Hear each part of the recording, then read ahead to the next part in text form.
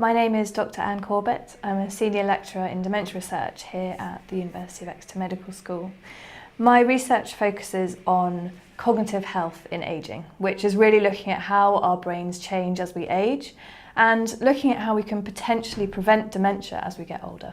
The main tool I use is a study called PROTECT, which is a study that I've set up with some colleagues, and it's an online cohort of 20,000 people currently, which allows us to see how people's brain function changes over time.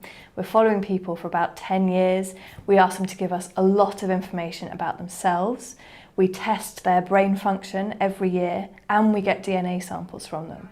So we know a lot about these people and we can start to see what factors might be influencing how their brains change as they get older.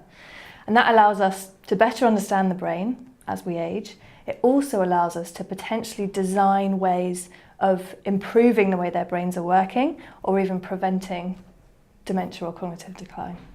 The online format of PROTECT allows us so much more flexibility and scope for the type of research that we do. The online format allows us to reach large numbers of people much more cheaply than if we were bringing them into a test centre. It gives us more insight into how their brains are working. We're also collecting DNA from these people, and we can do that remotely by sending out saliva samples in the kit. It's cheap, it's painless, and we can collect DNA from thousands of people really quickly. So the insight we get into how these people are aging and how their genes might be influencing that process is really exciting.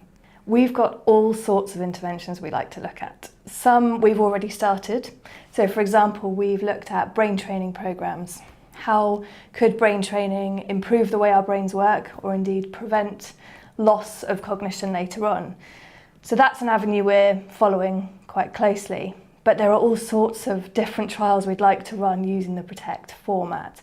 And they range from things like, can we get people doing better exercise from home just through a computer? To can we test nutraceutical products, so dietary supplements, things like this. Could we send them out in the post, test people online to see how their brains are functioning and do much larger clinical trials than you'd be able to do in a traditional setting? The biggest impact we've probably had so far is through the brain training work that we've done.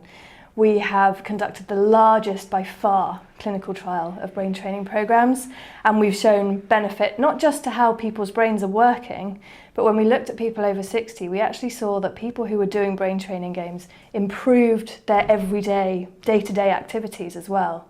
That's a huge message, and we've seen people start to engage much more with brain training as a result, and we hope that our research in this area will continue to see that sort of impact.